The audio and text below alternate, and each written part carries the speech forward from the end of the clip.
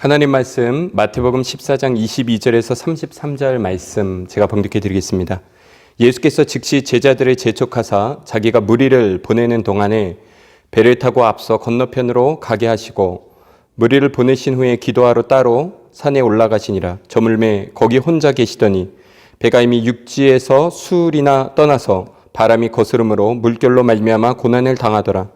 밤 사경에 예수께서 바다 위로 걸어서 제자들에게 오시니 제자들이 그가 바다 위로 걸어오심을 보고 놀라 유령이라 하며 무서워하여 소리 지르거늘 예수께서 즉시 이르시되 안심하라 나니 두려워하지 말라. 베드로가 대답하여 이르되 주여 만일 주님이시거든 나를 명하사 물 위로 오라 하소서 하니 오라 하시니 베드로가 배에서 내려 물 위로 걸어서 예수께로 가되 바람을 보고 무서워 빠져가는지라 소리질러 이르되 주여 나를 구원하소서 하니 예수께서 즉시 손을 내밀어 그를 붙잡으시며 이르시되 믿음이 작은 자여 왜 의심하였느냐 하시고 배에 함께 오름에 바람이 그치는지라 배에 있는 사람들이 예수께 절하며 이르되 진실로 하나님의 아들이로소이다 하더라. 아멘. 잠시 기도하고 하나님 말씀 증거하겠습니다. 거룩하신 하나님 아버지, 하나님의 크신 사랑과 은혜 감사드립니다. 하나님, 우리가 주님의 말씀 따라 살아가길 원합니다. 주님의 진리를 따라서 하나님을 믿기 원합니다. 예수님께서 이 땅에 가르쳐 주신 모든 가르침과 또한 그 진리와 그 뜻을 따라서 우리가 하나님을 믿고 섬기며 이 땅의 삶에 우리가 살아갈, 우리가 구원함을 얻을, 우리가 하나님의 백성으로 살아갈 수 있는 지혜와 또한 하나님 지침을 올바로 받기를 원합니다. 말씀 안에 우리 신앙을 돌아보며 하나님의 뜻 안에 인생의 답을 찾기를 원합니다. 우리를 돌아보기를 원합니다. 이 시간 하나님의 말씀을 바로 잘 증거하게 하여 주시고 선포된 말씀을 따라서 하나님 우리의 믿음이 되고 우리의 삶이 되고 우리의 신앙에 나아갈 방향이 될 수 있도록 하나님 역사하여 주시옵소서. 하나님 도와주시옵소서. 감사드립니다. 이 모든 말씀 우리 주 예수 그리스도 이름으로 기도드립니다. 아멘. 하나님의 은혜 입은 모든 성도님들을 주님의 이름으로 축복합니다. 하나님의 말씀만이 우리에게 생명의 양식이 됩니다. 이 말씀을 먹고 하나님께서 주신 새 생명의 활력을 얻으시기를 다시 한번 축복합니다. 지난 주일 도쿄 올림픽을 마쳤습니다. 열어야 한다, 열면 안 된다 말들이 많았지만 그래도 막상 올림픽이 시작되니 우리나라 선수들을 응원하게 되고 재미있게 시청을 하였습니다. 올림픽을 준비하기 위해 선수들이 얼마나 많은 땀을 흘릴까요? 여러분도 아마 유튜브를 찾아보실 수 있으니까요. 태릉 선수촌에 선수들이 훈련하는 영상을 한번 찾아보실 것을 저는 추천드립니다. 극한의 훈련을 막 괴성을 지르면서 해내는 모습을 보고 있으면 나도 모르게 내 삶을 반성하게 되고 의욕이 생기고 그러더라고요. 정상의 수준에 오르기 위해서 많은 과정을 거쳐야 됩니다. 어떤 하나의 기술을 구현하기 위해서도 최고의 수준에서 익숙하게 구현하기 위해서는 특별히 수많은 반복 훈련을 해야 됩니다. 머리로만이 아니라 무의식 속에서도 그 동작이 나올 수 있도록 근육이 기억할 때까지 훈련을 한다고 합니다. 그런데 선수는 그렇게 기술을 익히면서도 동시에 계속 해가야 하는 작업이 있습니다. 바로 자세를 교정해 가는 겁니다. 반복해서 훈련을 하다 보면 어느 순간 정자세에서 벗어나게 됩니다. 좀 익숙하고 편한 자세를 취하게 되니 결국 힘들고 익숙하지 않은 자세에서 멀어지는 것이죠. 바른 자세에서. 그런 행동이 반복되어 잘못된 습관으로 굳어져 버리기 때문에 이를 막기 위해서 계속되는 교정 작업을 해야 되고 이를 위해서 코치도 필요하고 한 것입니다. 동네에서 운동하는 수준이라면 그것이 크게 문제가 되지 않을 것입니다. 하지만 최고 기량을 발휘해야 되는 올림픽에서는 그런 작은 실수나 작은 습관들이 허용되지 않습니다. 우리가 올림픽 경기를 볼 때 특히 어느 정도 안목이 있는 경기를 볼 때 와와 하며 감탄을 하게 되고 감동을 받는 것은 종목을 가리지 않고 그 선수들의 기본기에 있어서 완벽한 자세를 보고 우리가 감탄을 하는 것입니다. 그걸 보고 그 기술을 익히기 위해서 또한 그 선수들이 얼마나 많은 양의 훈련을 소화해냈을지 우리가 감동을 받고 또한 존경을 보내는 것이죠. 자, 이런 원리를 우리는 우리 신앙에 적용해야 됩니다. 반드시 적용해야 됩니다. 우리도 신앙의 원리를 바로 배워야 합니다. 또 신앙의 원리를 바로 익혀야 되는데 익히기 위해서 끊임없는 반복 훈련을 해야 됩니다. 우리의 삶 속에 우리가 말씀을 듣고만 돌아가는 것이 아니라 말씀을 들을 때도 매우 집중해서 잘 그 말씀의 원리를 살펴보아야 되고요.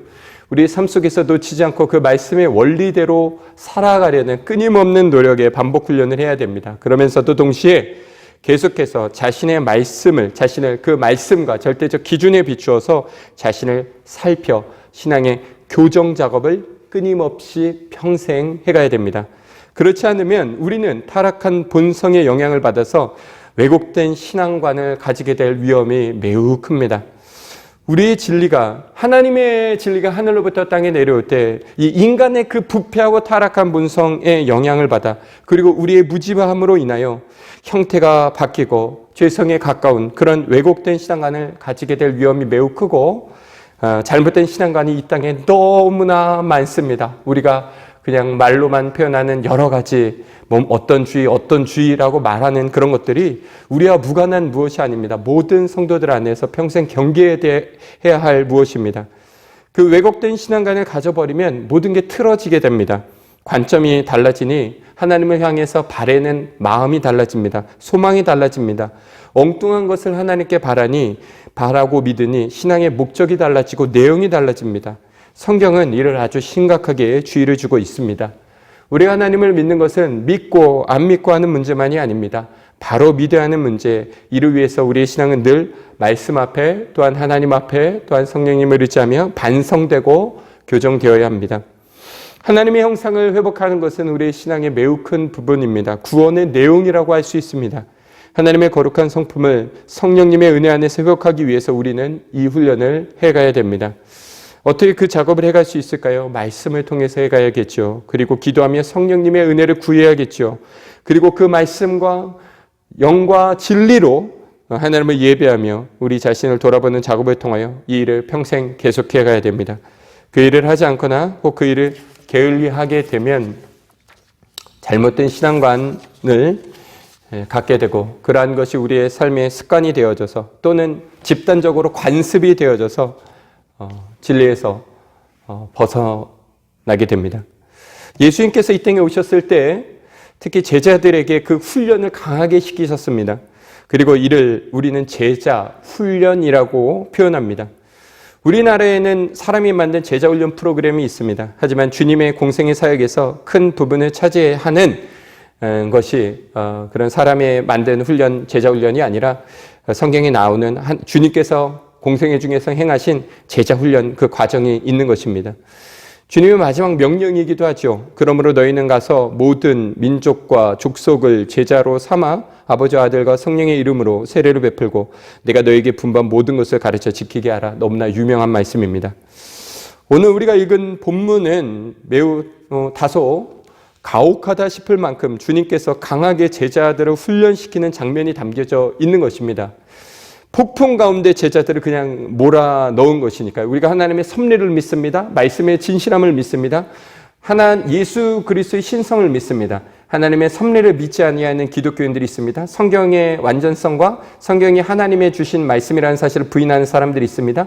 예수님의 신성을 부인하는 사람들이 있습니다. 이러한 사람들은 본 사건을 볼 때 여러 다른 교훈을 보거나 혹은 사실이 아니다라고 말하고 그 가운데서 어떤 교훈을 찾으려 할 것입니다. 하지만 우리의 관점에서 볼 때 예수님의 신성에 성경에 무한 하나님의 말씀이라는 진리의 관점에서 또한 이 모든 만물에 일어나는 것들이 하나님의 섭리 안에서 이루어지는 사실이라는 것을 볼 때 이 본문은 우리가 아는 이 익숙한 이 본문은 폭풍 가운데 제자들을 주님께서 몰아넣으신 것이라고 할 수 있습니다. 잘못된 신앙관이 들어오는 것을 막기 위해서 그러한 이런 어떤 신앙의 교정 작업을 위해서 제자들을 폭풍 가운데 몰아넣으신 겁니다. 우리는 이 본문을 통해서 주님께서 올바른 믿음의 바탕을 한 자에게만 또한 자신을 올바른 신앙관을 가진 그 무리에게만 자신을 의탁한다라는 사실을 또한 볼 수 있습니다. 일반적으로는 우리가 본문의 말씀을 무리를 걸으신 기적의 사건으로만 알고 있습니다. 주일학교에서는 물론 이 본문을 예수님께서 무리를 걸어오셨어요. 이를 통하여 예수님께서 하나님의 아들임을 보이셨어요. 그리고 제자들은 하나님의 아들께 절하고 올바른 신앙 고백을 하였어요라고 가르칠 것입니다. 그런 것을 가르치는 것을 목적할 것입니다. 그런데 지금 이 시간엔 우리 주일학교 어린이들도 우리 작년 예배에 동참하고 있지만 작년 예배죠. 그 안에 담겨진 더 깊은 의미를 우리가 알아야 되고 더 많은 설명이 필요한 본문입니다. 본문의 사건을 볼 때 우리가 놓치지 말아야 될 중요한 성격은 제자들에게 스물스물 군중 속에서 잘못된 군중 속에서 스물스물 들어온 잘못된 신앙관을 고치고 확실한 신앙 고백을 할 수 있도록 만들어준 사건입니다. 예수님은 초월적인 존재이십니다. 예수님은 하나님의 아들이십니다. 예수님께서는 파도를 잔잔하게 하실 수 있습니다. 예수님은 무리를 걸으셨습니다. 베드로는 믿음으로 무리를 걸었습니다. 하지만 베드로는 세상의 풍랑을 보고 믿음이 약해져 물에 빠졌습니다. 이런 내용들은 모두 본문에서 품고 있는 교훈들입니다. 하지만 그 안에서도 우리는 신앙의 원리들을 교훈받을 수 있습니다. 하지만 이 본문의 성격은 예수님께서 제자들을 훈련시키는 장면인 것이요, 그것이 메인입니다. 본문의 전후 맥락을 살펴보면 그러한 사실이 잘 드러납니다. 먼저 본문의 배경을 보면 우리가 아는 이 본문의 말씀은 오병이어 사건과 관련이 있습니다. 물고기 2마리와 보리떡 5개로 여자와 어린이를 제외하고 5,000명이나 되는 사람들을 먹이고 12바구니에 차게 거두어들인 놀라운 사건 후에 있는 사건입니다. 오병이어 사건은 우리가 단순히 보면 매우 성공적인 이벤트로 보입니다. 그때 분위기가 어떠했을지 많은 설교 중에 우리가 연상을 합니다. 축제였을 겁니다. 페스티벌인 거죠. 배고픈 사람들에게 먹을 것을 주는 것만으로 분위기가 확 좋아집니다. 축제가 되어버립니다. 너무 좋아지는데 거기다가 이거는 소위 매직입니다.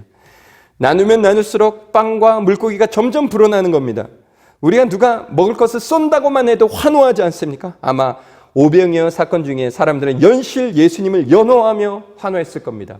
빵과 물고기가 불어날 때마다 사람들은 호이 호이 하면서 다 같이 환호를 보내며 기뻐했을 겁니다. 그리고 이 사건을 통해서 사람들은 확실하게 알게 되었습니다. 예수님이 바로 그분이라는 사실을요. 그냥 단순히 우리의 배고픔을 채워주는 좋은 분이라고만 생각하지 않았고 예수님을 따르는 무리들은 하나님의 말씀 안에서 주님의 위치를 깨달았습니다. 요한복음 6장 14절에 그 근거가 나옵니다. 사람들이 이렇게 고백하였습니다. 예수께서 행하신 이 표적을 보고 말하되 이는 참으로 세상에 오실 그 선지자라. 이게 보통 신앙 고백이 아닙니다. 선지자라고 고백하지 않고 정관사 즉 특정한 그 선지자라고 고백한 것은 선지자들이 예언한 바로 그 선지자가 바로 예수님이다라고 고백한 겁니다. 이스라엘을 구원할 메시아 바로 예수님이 그리스도이시다라고 올바른 신앙의 고백을 한 겁니다. 그러면 정말로 이 오병이어의 기적은 성공한 것 아닐까요? 오늘날 우리가 교회에서 어떤 이벤트를 하는데 거기서 주님 하나님께서 놀라운 역사를 나타내고 사람들이 예수가 그리스도다라고 외치게 된다면 우리는 얼마나 기쁘겠습니까? 사람들이 그 신앙을 받아내었으니 주님은 더 깊은 교훈으로 그들을 일깨워주고 제자를 늘릴 절호의 기회를 얻었다고 할 수 있지 않을까요? 부흥을 위한 절호의 찬스가 온 겁니다. 제자들도 그 모습을 보고 매우 흥분했을 겁니다. 으쓱해졌을 겁니다. 모든 것을 버리고 예수님을 따랐는데 그리고 이제까지 고생을 했는데 언제나 예수님이 그 임금의 자리에 올라갈까만 고대하고 있었는데 이제야 사람들이 제대로 예수님을 알아보는구나. 그리고 마음 한편으로는 요한과 야곱의 어머니가 예수님께 요청했던 것처럼 우리도 이제 주님의 덕을 보게 되겠구나. 우리도 이제 우편에 그의 좌편에 앉고 이제야 우리의 위상도 서는구나 생각했을 겁니다. 그런데 제자들이 예수님을 보니 표정이 심상치가 않습니다. 예수님은 그 축제와 같은 분위기에 찬물을 끼얹습니다. 사람들을 돌려보내기 시작합니다. 그러면서도 제자들에게 와서 빨리 가라고 재촉을 합니다. 재촉하면서 그 제자들을 무리에게서 분리시킨 후의 말씀입니다. 어서 속히 이곳을 떠나라. 그것도 적당히 거리를 두게 하신 것이 아닙니다. 이에 배를 타고 그 무리를 멀리 떠나도록 하십니다. 배를 타고. 예수께서 즉시 제자들이 재촉하사 자기가 무리를 보내는 동안에 배를 타고 와서 건너편으로 가게 하시고 이건 적당히 거리를 두게 한 것이 아닙니다. 완전히 격리시킨 겁니다. 마치 예수님은 그 제자들이 무리들로부터 혹은 무리들 속에 일어난 어떤 심리들로부터 제자들이 그 생각이 전염되지 않도록 조치하는 것으로 보입니다. 이렇게까지 하셨어야 했을까요? 그리고 예수님도 그 무리들에게서 속히 떠나서 한적한 곳으로 가십니다. 사람들이 없는 곳으로 가십니다. 무리를 보내신 후에 기도하러 따로 산에 올라가시니라. 저물매 거기 혼자 계시더니 갑자기 매우 심각한 상황이 된 것이죠. 오병이어의 그 페스티벌의 분위기는 사라지고 떠나보내고 혼자 남은 이 장면. 예수님의 기도는 사실 우리가 가늠하기 어려운 측면이 있습니다. 완전한 하나님이시고 완전한 사람이신 예수님께서 무엇을 어떻게 구할 것인가 이런 과제가 있죠. 하지만 본 장면에서 사람들과 떨어져 기도하신 이 예수님의 모습은 무엇인가 굉장히 큰 위험을 감지하고 또한 이를 경계하며 심지어 자기 자신도 그 위험에 노출되지 않도록 하나님 앞에 거룩하신 하나님 앞에 나아가며 그 안타까운 심정을 토로하고 하나님의 도움을 구하는 장면이라고 할 수 있습니다. 바로 이 사건이 우리에게 중요한 본문, 교훈을 주고 있습니다. 오늘날 교회가 그런 비난을 많이 받습니다. 이 비난에 우리는 직면해 있고 피하려 해서는 안 됩니다. 교회에 예수님이 없다는 비방을 받습니다. 그런데 지금 이 상황이 딱 그런 겁니다. 진짜로 그런 겁니다. 이 상황이 연출된 것이죠. 예수님을 많은 사람들이 찾고 예수님을 고백하고 예수님을 바라고 예수를 환호하지만 예수님은 그들을 경계하셨고 그들을 떠나셨고 오히려 안타까운 심정으로 기도하시는 장면이 나옵니다. 그러니까 이 오병이어 사건 속에 군중에게서 주님께서 본 그 태도와 마음의 상태라면 그런 신앙의 고백과 어떤 불일치 않은 이면이 무엇인가 있다면 주님께서는 그 무리의 자신을 의탁시키지 않으신다는 사실을 명백히 보여주는 사건이요. 본 말씀을 우리는 결코 가볍게 보아서는 안 되는 것입니다.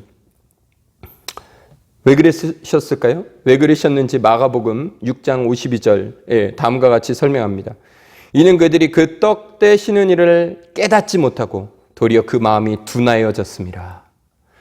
예수님을 따르던 무리와 예수님의 제자들은 주님께서 오병이어 기적을 통해서 보이시고자 하는 그 참된 의미를 깨닫지 못했기 때문입니다. 단지 깨닫지 못한 것만이 아닙니다. 그 마음이 둔하여졌다라고 말하고 있는데 이 둔하여졌다라는 것은 오히려 미련한, 즉 잘못된 깨달음을 얻고 그것에 확신을 둔 상태라고 할 수 있습니다. 사람은 무엇인가에 다 확신을 갖습니다. 지금 이 사람들의 이 행동은 굉장한 확신인 겁니다. 주님을 향한 그 굉장한 확신. 그런데 그것이 잘못된 깨달음에 근거한 확신인 것이죠. 오병이어 사건을 통해 가져야 될 예수님께서 생명의 떡이시며 그를 믿고 그 안에 거하는 자만이 영생을 얻는다는 깨달음에서 벗어나 아주 불순한 신앙관을 그들이 가지게 되었기 때문에 주님 그들을 속히 떠나였고 그런 상태와 그런 마음이 심리가 제자들에게 들어가지 않도록 하기 위해서 격리시킨 것입니다. 그런데 그 선지자라고 분명히 고백하지 않았던가요? 예수님께서 성경에 예언한 그 메시아이심을 그들도 알고 고백하지 않았습니까? 올바른 신앙 고백 아닙니까? 이 정도면 완벽한 신앙 고백. 요한복음 6장에 보면 그들은 예수님을 임금이라고까지 표현합니다. 임금 삼으려고 했다고. 요한복음 6장 15절에 보면 포이오소신 바실레이아라고 나옵니다. 그러니까 바실레이아, 그 유명한 단어 아닙니까? 왕을 가리키는 바실레이아. 예수님을 왕으로 삼으려고 했다라고 하고 있는데 이게 얼마나 대단한 신앙 아닐까요? 그들이 얼마나 진심이었냐면 예수님께서 이렇게 아주 가차없이 강을 무리를 떠나보내셨고 가셨는데도 거기까지 강을 건너서 거기까지 예수님을 찾아옵니다. 그런데 거기서 예수님께서 그들에게 말씀하십니다. 너희가 나를 찾아온 것은 표적을 본 까닭이 아니요. 즉 표적 가리키는 그 교훈에 올바로 도달한 까닭이 아니요. 떡을 먹고 배부른 까닭이로다. 썩을 양식을 위하여 일하지 말고 영생하도록 있는 양식을 위하여 하라라고 말합니다. 그러니까 표면적인 신앙 고백은 맞았지만 그것에 대한 올바른 이해를 갖지 못했던 겁니다. 헛바람이 잔뜩 들어간 신앙, 오직 잘 먹고 잘 사는 데만 관심 있는 신앙, 오늘날로 말하면 기복적이고 세속적인 신앙관이 그들의 마음의 뿌리에 있었던 겁니다. 예수님을 믿으면 성공을 하고 예수님을 믿으면 많은 혜택이 온다라는 그런 생각들. 예수님을 임금 삼으려 했다는 그 말도 참된 신앙 안에서 임금 대신 주님을 섬기고자 하는 마음이 아니라 자신의 사리 사욕을 채워줄 대상으로서 예수님을 믿었다는 겁니다. 불순한 마음을 주님은 보신 겁니다. 그래도 교회 나오면 좋은 것은 아닌가? 그래도 예수님을 따르면 좋은 것은 아닌가? 우리는 여전히 생각하죠. 이게 매우 작은 일 같지만 언제나 우리 안에서 뒤집어지기 쉬운 것이 신앙관입니다. 우리의 이기적인 본성에 주의 진리가 들어올 때 이 발생하는 왜곡 현상, 서론에 말씀드렸지만 교정해야 됩니다. 예수님께서 근심하며 그 무리를 떠나시지 않았습니까? 제자들을 그 무리에게서 격리시키시지 않았습니까? 기도하며 하나님 앞에 호소하지 않았습니까? 이 진리가 사람의 마음에 들어가서 왜곡되는 현상, 그래서 그릇된 신앙을 가지는 이 현상 때문입니다. 주객이 전도된 왜곡된 불순한 신앙관, 거기에 주님은 의탁하지 않으십니다. 자신을. 주님께서 물론 이 땅에서 우리에게 무한한 사랑을 베푸셨습니다. 우리를 섬겨주셨습니다. 주님도 내가 너희를 섬기기 위하여 오셨다라고 말씀하셨습니다. 그렇다는 사실은 우리가 매우 감사해야 될 일입니다. 하지만 당연히 주님이 우리를 섬겨야지. 주님이 우리를 섬긴다고 하시지 않았습니까? 주님이 우리를 섬겨야죠. 우리가 주님께 섬김을 받으려 한다라는 게 말이 됩니까? 주님께서 우리에게 은혜를 주십니다. 주님께서 우리를 도와주십니다. 주님께서 우리를 그래서 심지어 섬겨주시기까지 하십니다. 그런데 우리가 주님을 믿을 때, 주님을 따를 때 우리를 섬겨야 될 대상으로 예수님을 믿는다라는 게 말이 됩니까? 그것은 우리가 매우 감사하고 항송해야 될 일이지, 우리가 주님을 섬겨야 되는 것이지 우리가 섬김받으려는 신앙을 가져야 된다라는 말은 아니지 않습니까? 기복신앙이 사실 그런 겁니다. 주님, 내 소원을 들어주십시오. 우리가 주를 믿는 이유와 기도의 내용과 신앙의 성격이 하나님이 우리를 섬기라는 성격으로 변질되는 현상이 매우 심각합니다. 이 땅에서 늘 발생합니다. 주님은 우리를 섬겨주셨으나 주님이 우리의 섬김의 대상이십니다. 우리가 이용할 대상이 아닙니다. 그런데 세상은, 그리고 우리의 타락한 정서는 언제나 불순한 것이 끼어 하나님을 섬기려 하지 않고 하나님을 이용하려 합니다. 그리고 이에 대해서 세상은 오늘날 교회를 비난하고 있는 것입니다. 그런 신앙을 가진 자도 표면적인 신앙 고백은 똑같이 하죠. 오늘날 이단과 사이비가 얼마나 많습니까?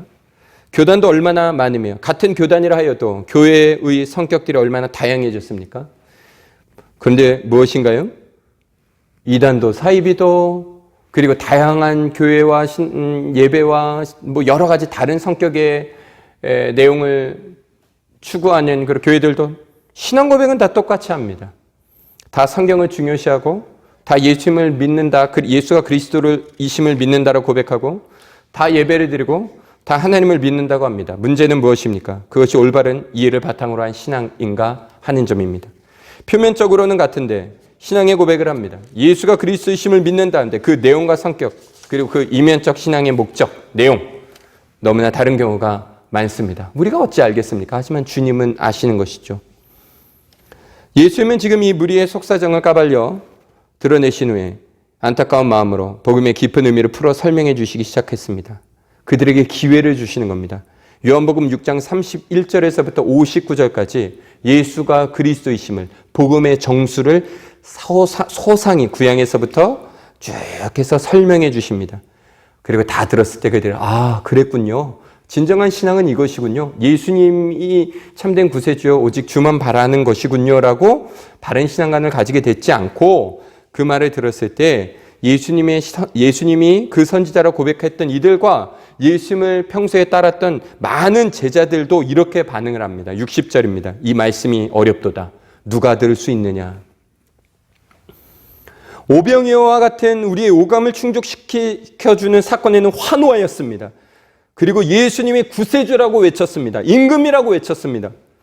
그런데 이 안에 담겨진 의미를 풀어주니 어렵다고 빈정대기 시작합니다. 하나님의 말씀은 어려운 책입니다. 교리는 어렵습니다. 그런데 하나님께서 우리에게 그 안에 깊은 의미를 계시하셨으니 가장 높고 지혜롭고 위대하신 하나님이 그 하나님의 깊으신 뜻을 우리에게 계시하여 주셨으니 우리는 다른 그 어떤 공부보다 그 어떤 학문적 지식을 습득하기 위해 우리가 들여야 되는 노력보다도 더 열심히 이 진리를 알려고 힘써야 하지 않을까요? 요즘 유튜브가 발달하여 많은 유익을 얻을 수 있습니다. 모든 분야의 최고들의 이야기와 강의들을 들을 수 있습니다. 특히 다양해진 기독교의 다른 관점을 가진 신학자들의 가르침들도 들을 수 있는데요. 교회와 신앙에 대한 얼마나 많은 도전들이 있는 줄 아십니까? 그리고 그 사람들이 주장하는 그 철학들이 얼마나 단단한지, 프랑스, 독일의 철학자, 그들이 구축시킨 기독교에 대한 도전들이 얼마나 발전했는지 아십니까? 오늘날 실증주의를 바탕으로 성경의 내용을 왜곡하는 이들의 주장이 얼마나 단단하고 논리적이고 또 어려운지 아십니까? 성경을 떠나서 우리가 세상에서 배우는 학문의 수준이 얼마나 높아졌습니까? 어느 하나를 배우려 해도 쉬운 것이 없습니다. 이전에 세계적으로 유명한 작가가 와서 사람들에게 질문을 받았습니다.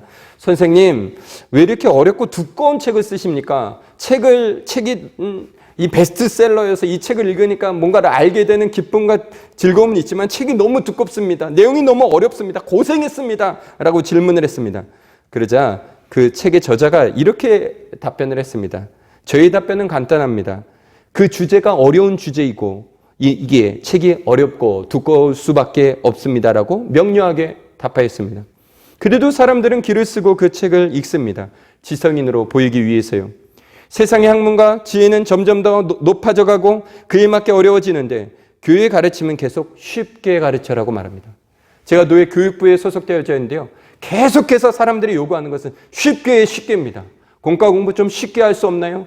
재직쌤이나 교사쌤이나 좀 쉽게 그냥 우리의 마음을 좀 울리는 그런 것으로 구성해 줄 수 없나요? 계속된 요구가 있습니다.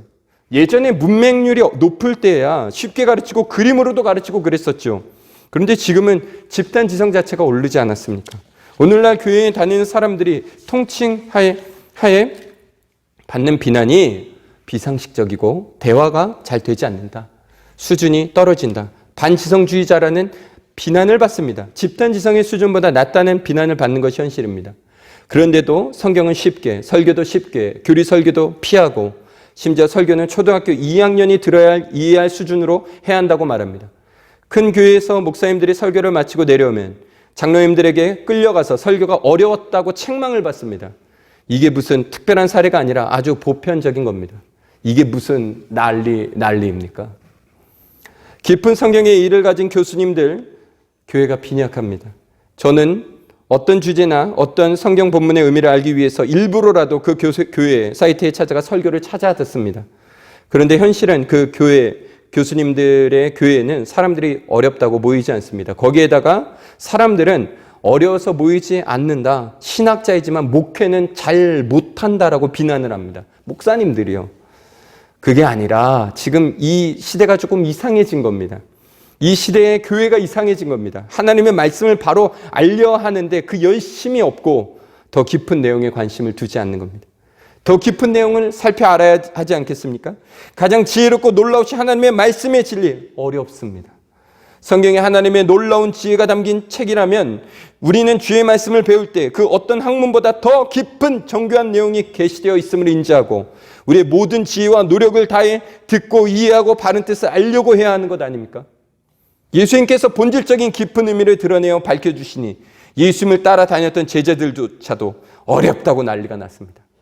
오병이어 때는 관심을 보이며 주라고 외쳤던 그들이 그 안에 있는 깊은 의미를 설명하자 어렵답니다.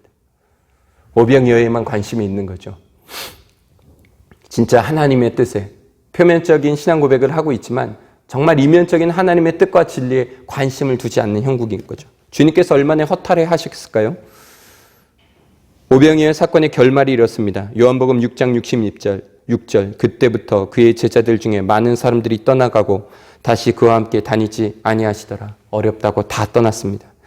이에 예수님께서 12 제자들에게 이르시되 너희도 가려느냐 하시니 그때 시몬 베드로가 말하기를 주여 영생의 말씀이 주께 있사오니 우리가 누구에게로 가오리이까? 우리가 주는 하나님의 거룩하신 자이신 줄 믿고 알았사옵니다. 답합니다. 할렐루야, 아멘이죠. 예수님의 12제자만 생존하였습니다. 그리고 하나님의 그들이 생존할 수 있었던 이유는 하나님의 섭리와 붙으심이겠지만, 그리고 예수님께서 밤에 간절히 기도한 그 기도 덕분이겠지만, 어떻게 섭리하셨는지에 대한 비밀이 바로 오늘 말씀인 것입니다. 어떻게 그 무리 중에 12제자들은 주님을 떠나지 않고 살아남을 수 있었는지, 그리고 어떻게 베드로는 이런 멋진 신앙 고백을 할 수 있었는지, 주님께서 이 바다 위로 걸어오시는 이 사건을 통하여 강하게 그들을 교훈하시고 확실한 신앙을 보여주셨기 때문입니다. 그리고 올바른 신앙의 고백을 이끌어내셨기 때문입니다. 주님께서 그 무리에게 무리에게서 떠나게 하신 후에 제자들이 만난 것은 성난 파도와 광풍이었습니다. 육지에서 수리를 떠나서 바람이 거스름으로 물결로 말미암아 고난을 당하더라. 갈릴리 호수 또는 바다라고 불러도 무방한 이 큰 바다를 건너 베세다로 가야 하는데 광풍과 파도를 만나서 목적지에 이르지 못하고 밤새 이들은 고생하였습니다. 밤 사경에 우리 시간으로 보면 새벽 3시에서 6시경이라고 합니다. 그때까지 씨름을 한 겁니다. 군대에 들어가 보면 사회인의 물을 빼기 위해서 훈련소에서 계속 굴립니다. 그렇게 정신없이 구르다 보면 소위 사회물이 빠지고 군인이 되어가고 그러는데, 지금 밤새 물과 씨름한 이 장면에 일종의 그 잘못된 생각을 빼는 작업을 하나님께서 하신 겁니다. 이 바람과 파도를 만났을 때 제자들의 마음과 상태가 어떠했겠습니까? 거품이 다 빠지고 그들의 생각 속에 들어간 잡념과 불순한 생각들이 다 씻겨져 나가 원초적인 상태가 되었을 겁니다. 방금까지 우쭐했던 마음은 다 사라지고 간담이 서늘해졌을 겁니다. 진짜 말 그대로 정신이 번쩍 들었을 겁니다. 그리고 예수님께서 바다 위로 걸어서 제자들에게 오시는 겁니다. 물론 제자들은 몰랐겠죠. 상상도 못했을 겁니다. 인간의 힘으로 어찌하지 못하는 광풍이 불고 무섭게 파도치는 바다, 그것도 육지로부터 수리나 떨어진 깊은 바다 위에 사람이 걸어올 것이라고 상상도 못했을 겁니다. 성경에는 제자들이 그가 바다 위로 걸어오심을 보고 놀라 위령이라 하며 무서워 소리 질렀다고 하는데 아마 그랬을 겁니다. 최초 발견자가 저기 사람 아니야? 사람이 걸어오는 것 같은데? 이러니까 다들 무슨 말이냐고 그러다가 점점 형체가 나타나 배 가까이 다가오자 다 같이 으악 하고 소리를 질렀겠지요. 그때 예수님께서 급히 말씀하셨습니다. 안심하라. 내니 두려워하지 말라. 제자들을 안심시키셨습니다. 우리가 속담에 똥 누러 갈 때 다르고 나올 때 다르다고 말하는데 참 그렇습니다. 사람들은 정말 어떤 상황에서 메시지를 받느냐에 따라서 그 메시지를 받는 그 자세와 이해도가 다릅니다. 뭔가 높아진 상태에서는 메시지가 바로 들어가지 않습니다. 자기 주장이 강하게 남아서 올바로 주님의 진리를 받아들이지 못합니다. 때로는 우리도 당최 하나님의 말씀을 듣지 않으려는 상태가 될 때가 있습니다. 오직 주님이 위로만이 참된 위로가 되고 오직 주님만이 참된 도움이 된다는 사실을 우리가 잊을 때가 있습니다. 하지만 이와 같은 역경을 만나면 그때는 태도가 달라집니다. 주님밖에 없다는 사실을 깨닫게 됩니다. 깊이 기도하며 주님의 도움을 구할 때 주님만이 우리의 위로가 되시고 주님이 우리와 함께 하신다는 사실이 진심으로 위로가 될 때가 있습니다. 지금 이 상황에서 주님의 제자들은 물리적 한계를 만나 한없이 낮아진 상태에서 주님의 위로를 받고 주님만 의지할 분이 그 상태가 그 상황이 되어져 버리고 그제서야 비로소 그들은 오직 예수님뿐, 예수님만이 생명이심을 깨닫고 믿음의 고백을 하는 것입니다. 그리고 베드로는 그 중에서도 더 특별한 훈련을 받게 됩니다. 성경에 나오는 모든 사건은 우연이 아니라 필연입니다. 하나님의 섭리 속에 진행되고 기록되었습니다. 오늘날의 성경에 나오는 사건의 역사성과 사실성을 부인하는 사람들, 그 안에 역사하신 하나님의 섭리를 부인하는 사람들, 이적을 제하고 예수님의 신성을 부인하고 단지 실증주의적 관점에서 본문을 보는 사람들은 이 본문을 어떻게 물 위를 거둘 수 있느냐, 어떻게 갈릴리 호수에 그런 큰 풍랑이 일 수 있느냐 등 논점에서 벗어난 사실에만 주목합니다. 또 무슨 지금 베드로가 주여 나를 명하여 무리를 오라하소서 한 말이 이를 통해 베드로의 급한 성격을 볼 수 있는 대목이다라고 말하고 맙니다. 아무 의미가 없습니다. 그런데 지금 이 베드로의 등장은 그 정도의 교훈을 주려고 기록된 본문이 아니라 특별한 체험을 하나님의 섭리 속에 경험하고 있는 겁니다. 무리를 걷는 경험을 하게 되죠. 그리고 금세 바람을 보고 두려워 물에 빠집니다. 주여 나를 구원하소서, 정말 원초적인 고백을 해버립니다. 주님께서 주님께 우리가 무엇을 고백해야 될지, 무엇을 바라야 될지 그 입술로 시인하게 하신 겁니다. 주여 나를 구원하소서. 이 내 힘으로 어찌할 수 없는 이 풍파로부터, 내 힘으로 이겨낼 수 없고 디디고 설 수 없는 이 풍랑으로부터 나를 구원하소서 외치게 만드셨습니다. 믿음이 약해졌을 때 우리의 모습과 같죠. 믿음의 주요 온전케 하시는 예수 그리스도를 바라보지 못하고 내 마음과 감정과 시선과 모든 것을 뒤흔드는 세상의 풍랑과 같은 물결에 두려워 아무 말도 못하는 상태. 세상 풍파로 인해 믿음이 약해져 무너져버린 우리의 모습과 이 베드로의 모습이 같지 않습니까? 어찌해야겠습니까? 다른 수가 없는 겁니다. 지금 베드로를 푸시해서 할 수 있는 것이라고는 오직 주를 부르짖을 수밖에 없는 위치에서 정신을 차려 믿음의 고백을 하도록 하신 것처럼 이제 성도는 정신을 차리고 주님을 바라봐야 합니다. 그러면 주님이 손을 내밀어 붙들어 주시죠. 지금 본문에서도 예수님께서 즉시 손을 내밀어 그를 붙잡으시며 이르시되 믿음이 작은 자여 왜 의심하였느냐 하시고 배에 함께 오름에 바람이 그칩니다. 제자들은 이 장면을 보고 예수께 절하며 이르되 진실로 하나님의 아들이로소이다 고백하게 됩니다. 교육 효과가 확실히 드러난 결말입니다. 이게 공포와 두려움에서 그리고 생고생을 다 시키고 억지로 받아낸 신앙 고백이 아닌 것이죠. 진심으로 우러나온 고백이요 참 생명에 이르게 하는 고백이며 참으로 정신을 차린 자의 생명에 이르는 고백을 그들은 하게 된 것입니다. 그리고 그 특별한 교육을 받은 베드로는 이제 2장 뒤로 가서 마태복음 16장 16절에 가서 시몬 베드로가 대답하여 이르시되 주는 그리스도시요 살아계신 하나님의 아들이시니이다 라는 참된 신앙의 고백을 하게 됩니다. 그 참 믿음의 고백을 하게 된 배경에는 이러한 확실한 제자 훈련이 있었던 겁니다.